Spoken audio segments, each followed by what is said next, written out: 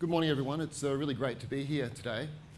Today I'd like to talk to you about my research that was supported by the Australian asphalt industry that looks specifically at engagement and safety in your industry. For your information, the criteria to be involved in this research was that you had sticky stuff on your boots.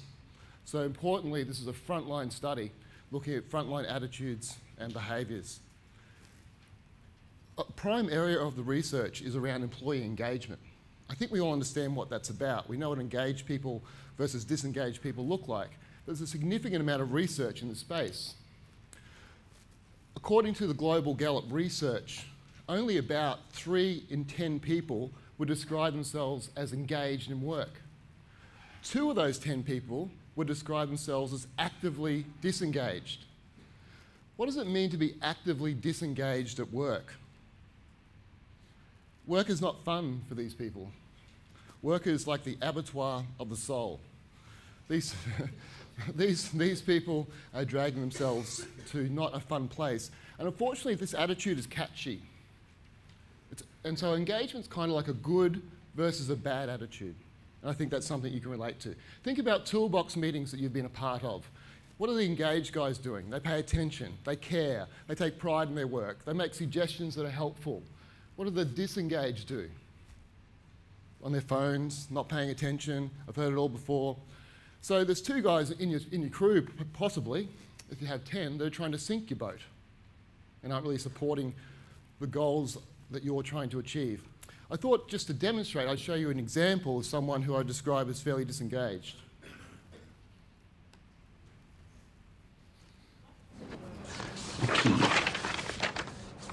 Right, you've left this section completely blank, Keith. You haven't done the Q&A. I thought that you filled that in. No. This is aimed at you. Look, to what extent do you believe that you have the skills and knowledge to perform your job effectively? And then you just tick one of the boxes. Not at all, to some extent, very much so, don't know. What would you tick? Don't know. Okay. Question 2. Do you feel you have received adequate training to use your computer effectively?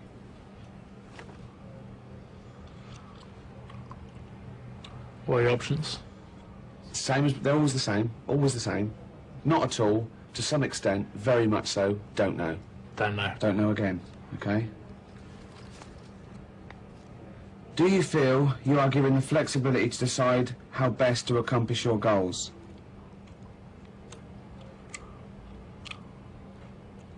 Do you want the options again? Yeah. Not at all. To some extent, always the same. Very much so, don't know. If don't know wasn't there, what would you put?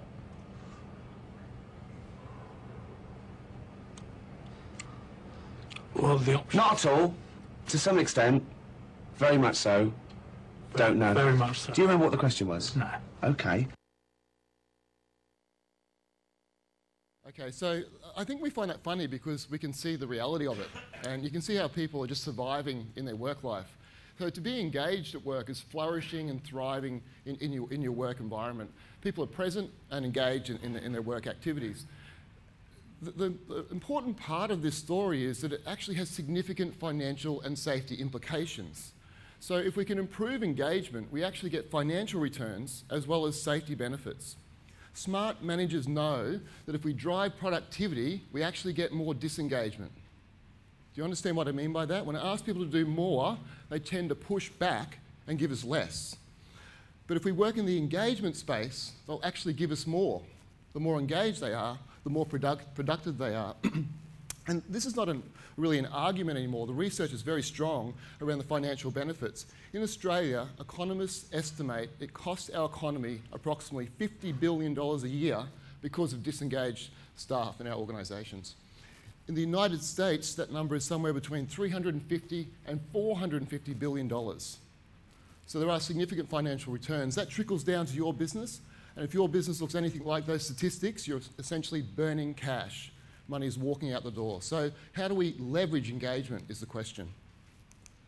As I mentioned, there's also important safety implications. Engaged people tend to make more suggestions. Look in Jim's case. engaged people tend to have less accidents. And when they do have an accident, it tends to cost less money to deal with that particular accident. So there are real benefits in this space. So I showed you Keith. I'd like to show you someone who's on the other end of the continuum. Meet Mike.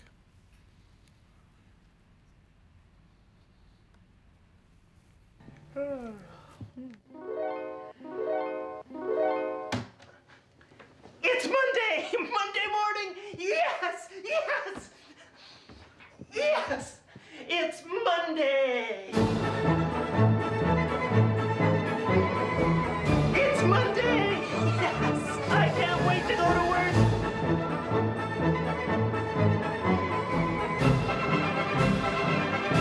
I'm going to work!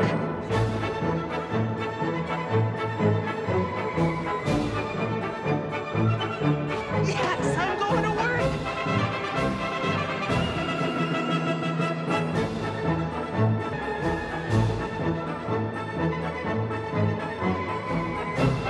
My office! I'm at my office!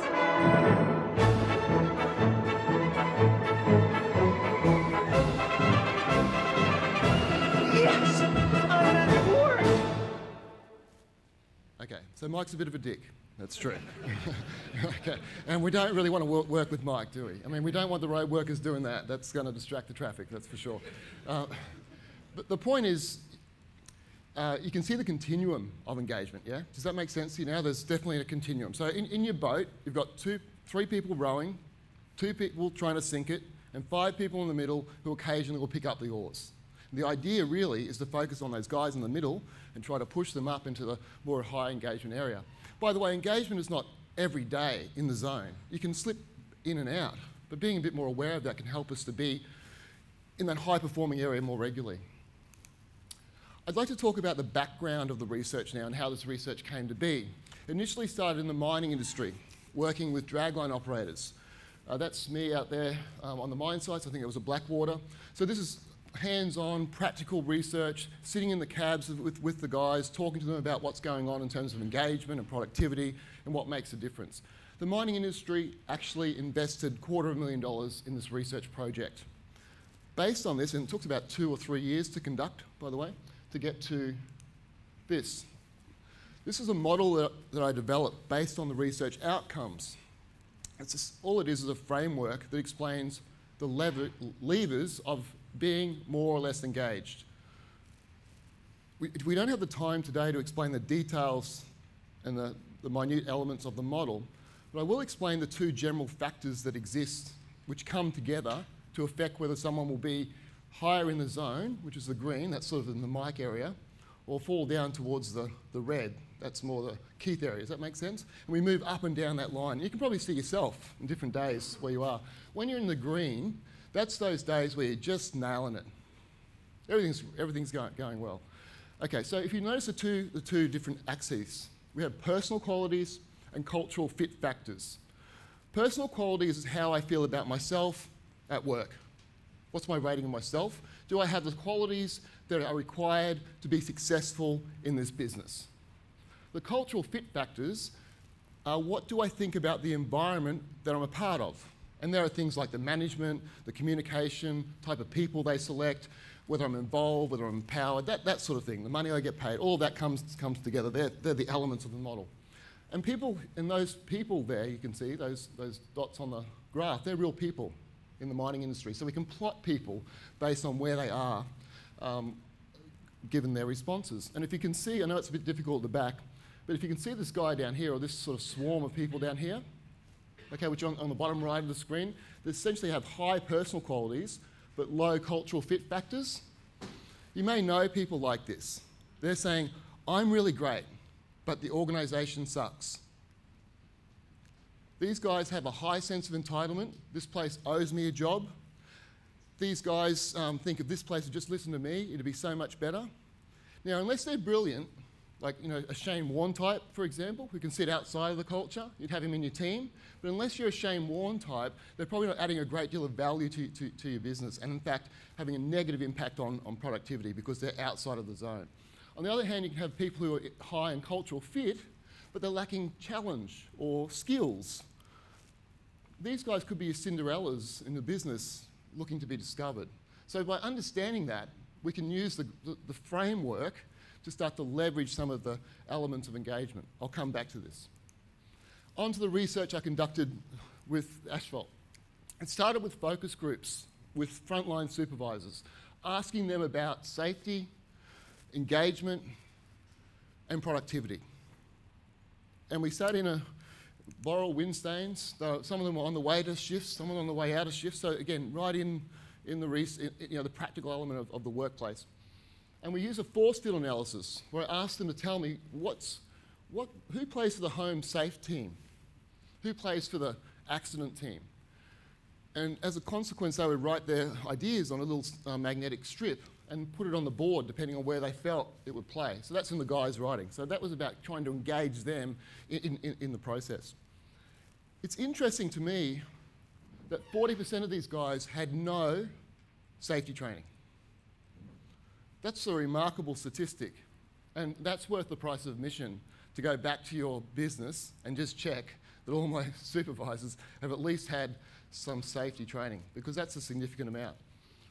And if you look at their experience, they're 15.7 years experience, and we don't even know what type they've had. Okay, so I then asked them about engagement. And so tell me, guys, about engagement. What does it look like for you? They started to describe it, and then I took parts of the model that I showed you before and said, does that sound like situational awareness to you? Yeah, it does. Does that sound like foresight to you? Yes, it does. And essentially, the model was validated by the guys, to the extent that one of them actually took a photo of it as he was leaving the interview, because the language resonated with them. Okay, so now on to the main survey. We had 127 responses, only 112 usable. Some of the guys just went straight down the middle. I had one guy who had responded to 2 questions, didn't do any more, but still wanted to be in the drawer for the tablet. I thought that was, that was pretty good. Okay. So here's what happened. Just have a look at that image for a second. That's the mining data on your left. Excuse me. Pardon me. And the asphalt data on the right. What do you see? It's really similar. So that's cool for me, because it means the model's working. It validates the concepts in the model. The next step, and I hadn't done this in the previous study, was to actually measure engagement. And what's the opposite of engagement? Burnout. Chronically fatigued, they're really disengaged, had enough, not really coping very well, but still on a work site. Not real good, is it? So you can see from the continuum there, the green is the engaged, which you'd expect right in the middle of those 2 factors. When they come together, I'm engaged. Above that is when you're really kicking goals, okay? And down the other end is the burnout factor, when I'm not feeling so good. So remember the model. Here's your guys from the sample. So just take a second to process that. Which guys do you want to work with? It's not very hard to answer that question, is it? And so you can see the red area. I can't say for certain, but I'm fairly confident that those guys are not having a good day on the day that they filled in that survey, for whatever reason. The guys up at the green and above that, they're really having a good day. But you can see the spread that goes right across the organisation. What we can do with this, which makes the model powerful, is we can identify specific elements of leverage for individuals and teams. So we know areas where they're lacking. For example, the gentleman, the screen on the bottom left here, the graph there, we can see this person believes we don't get enough recognition, I'm not empowered enough, management aren't all that good, involvement isn't good enough, but I'm all right. I've got good foresight, practical intelligence, et cetera, yeah? See how that works? So we can identify things, and we can also compare crews.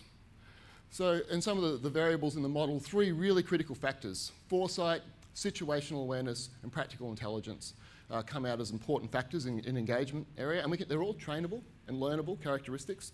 And you can see, for example, these 2 teams here. That's foresight of one team versus the foresight of the other team. Do you think foresight is important when it comes to safety? Should we do something about trying to train it a little bit better, knowing what people should be looking out for? The good thing with this terminology is that language we can use to communicate. And just by using the language, you'll actually improve your foresight. You'll improve your situational awareness. So there's potential value there as well. I asked the participants in the survey to indicate whether they have had how many, if any, notable personal injuries in the last 12 months. Of the sample of 112, almost 15% of them suggested they had at least one, and one gentleman had 4. According to Jim's work, or the bird research, that would have been around about 300 near misses, if that's correct, based on that information. Does that statistic feel right with you guys?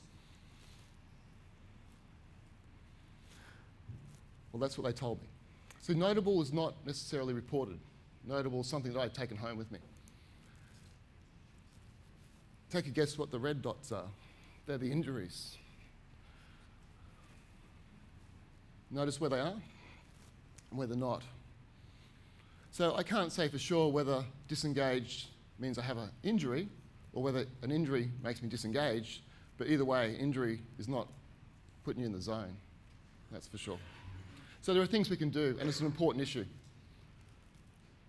I think one of the really critical issues here is there's a lot of talk about the traffic management and barriers, and I think that's really critical, but this is the people and the cultural elements of safety. And we all know you can have all the equipment and the processes, but ultimately it's the culture and the people and understanding that which is important at the end of the day. So this is the focus here.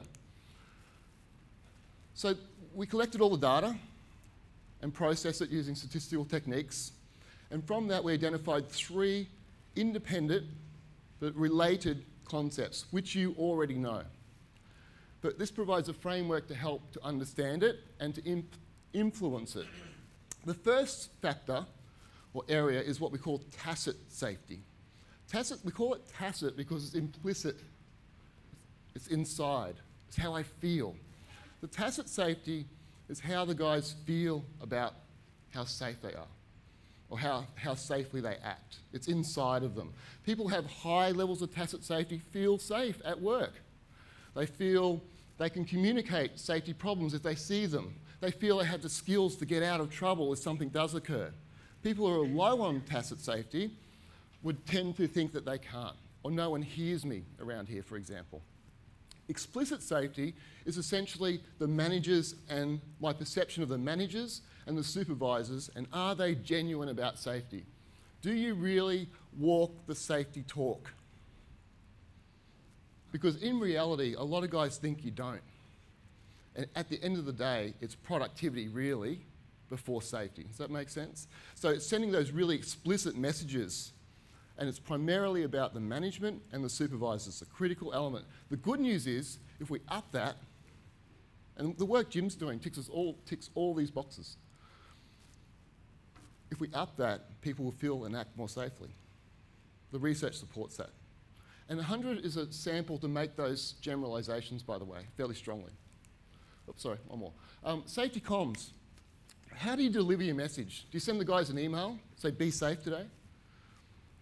Or do you put it in a simple language that they understand? Do the supervisors know how to run a toolbox? Let's promote someone. They're really good in that technical space. They're a great crew member. Really good guy, reliable. I'm going to promote you now and put you in charge of a team of 10 guys or 7 guys or whatever it may be. Do they have the skills to run a toolbox? Have you trained them in that space? Is that important? How important is a toolbox as a safety comm? And the way that we do that, and the style of the message. But what training do we do around that space? What I'm saying to you here, think about the way the message is sent, the style of the message, how consumable is the message for the end user? Why does Coca-Cola change their advertising regularly? Because we stopped noticing it. So are we sending the same message over and over? So this is a conversation to have. Okay, so moving along. We can see between here, I've just plotted a couple of gentlemen from the sample on the tacit safety. These 4 factors, which I don't have the time to explain in detail today, explain 76.2% of whether you feel safe or not. I can leverage those to explain 3/4 almost, or more than 3/4 actually, of how safe you feel. And the main driver, and you know this, the main driver is performance management from the supervisor.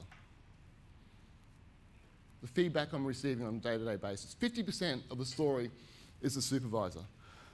One of my main messages from today is do not underestimate the value of supervisor training in this space. It is critical. Don't just promote them and expect them to be good at this.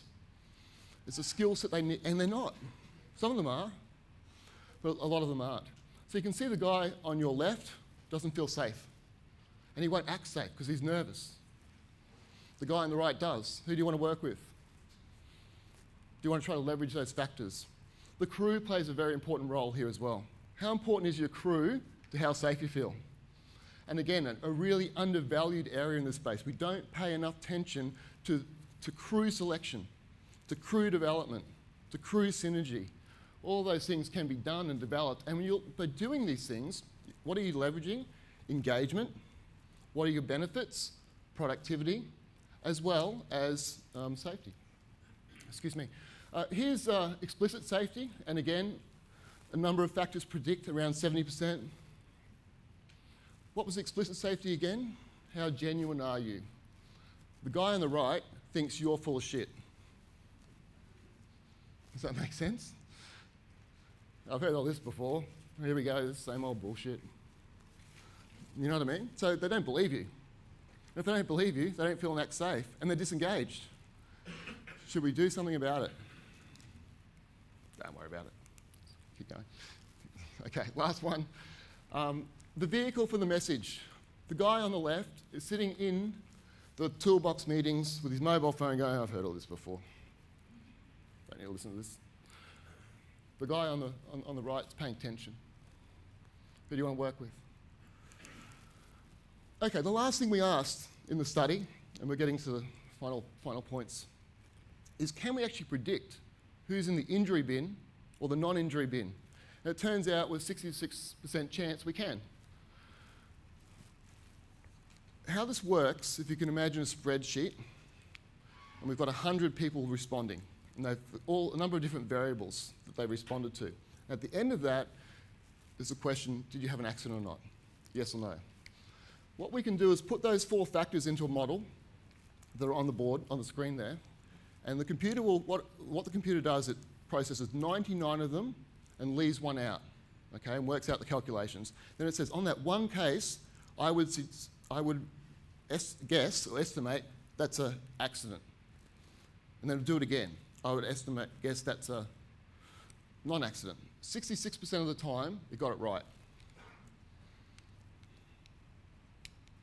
That's important. So we can leverage those things, or if we understand, if I'm a manager, I understand those things, and I realise where people are in that area, maybe that's the day to stay in the shed today, for example. I mentioned situational awareness a few times, and I just wanted to touch on this because I think this is a real opportunity.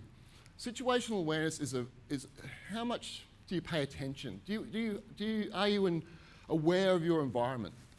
The best managers definitely have high levels of situational awareness. They know what's going on. They get their guys, they can see what's happening with the crew, they can see that something's parked in the wrong place. You know, they're really switched on to what's happening. Does that make sense to you guys? So higher situational awareness is a skill.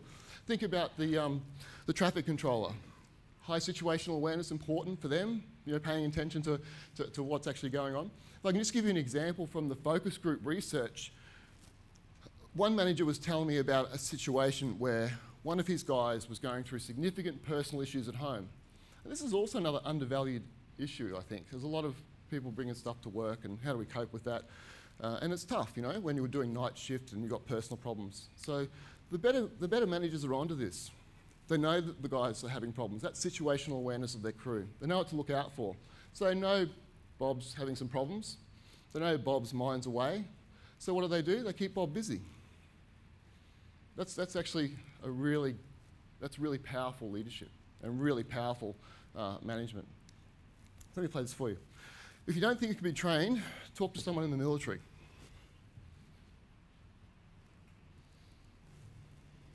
Advanced situational awareness training teaches soldiers how to read people and environments.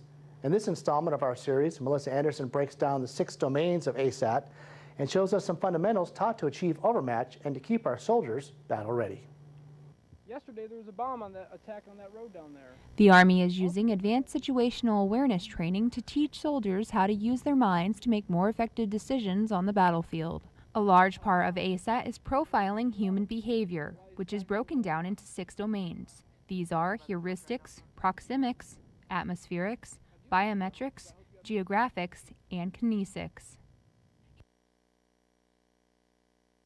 You train your guys in that stuff, they'll be safer and they'll be more engaged. My research shows it fairly strongly. And you know what? You're also giving them a life skill. This stuff actually transfers into more competent life skills. So it's a very valuable tool. The military train it, customs train it, police train it. It's very, very trainable and learnable and changeable. Some people are more naturally endowed with it, but we can certainly help people become better at it. Last couple of conclusions as I finish. The research suggests it's most effective to provide direct and appropriate and immediate feedback on safety behaviours than any other strategy. This drives the safety culture and explicit safety as well. So that is the key. So what does that mean? Investing in frontline supervisor development is absolutely paramount. What are you guys doing in this space? Could we be doing something better? I work with these guys. I've been in this industry for about 10 years doing frontline leadership training, supervisor training. There's a real lack of a skill set here, and there's a real opportunity that will be both financially beneficial for the individuals involved, and also beneficial for safety. But it will take an investment. Management commitment to safety needs to be highly visible, I should say. Actions, not words. Walk the talk, simply. The guys will see through it. More attention, please. Pay more attention, please, to the composition of your crews. Who's going where? Do they get on together? We know those two guys are going to kill each other. Let's just put them together and see what happens. That'll be fun. Okay, some sort of social experiment. Okay, think about this stuff. You know, there's a guy who's struggling, but you got a guy sort of a bit more down the zone, or someone who's really in the zone. Maybe they could mentor each other, or he can mentor him. But we're thinking strategically about composition. The good thing about this part of the engagement equation, and the safety equation for that matter, it's where you'll get bang for your buck really quickly, because you can just do it, move it, change it, you know what I mean? It's actually where, in the short term, you'll see quick returns by focusing on the composition and development of my crews.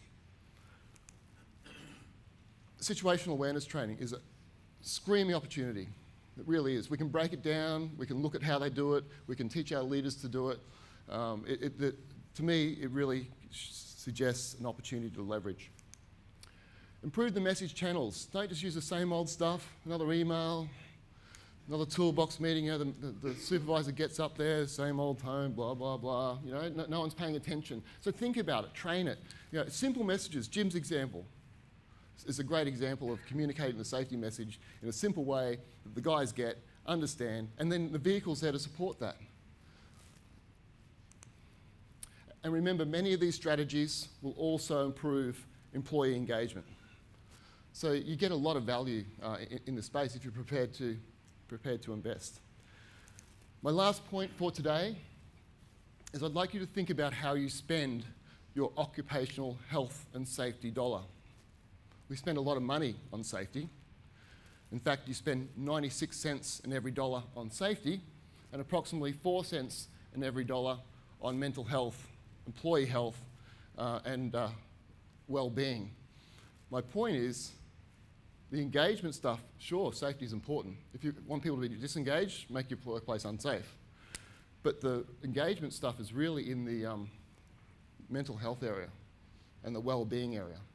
We're not saying people have mental disturbances over here. We're just saying we're helping them to improve their overall well-being. And so there's opportunity to perhaps increase that 4 cents to 10 cents. And you'll get more engaged, productive, and safe employees. Thank you very much.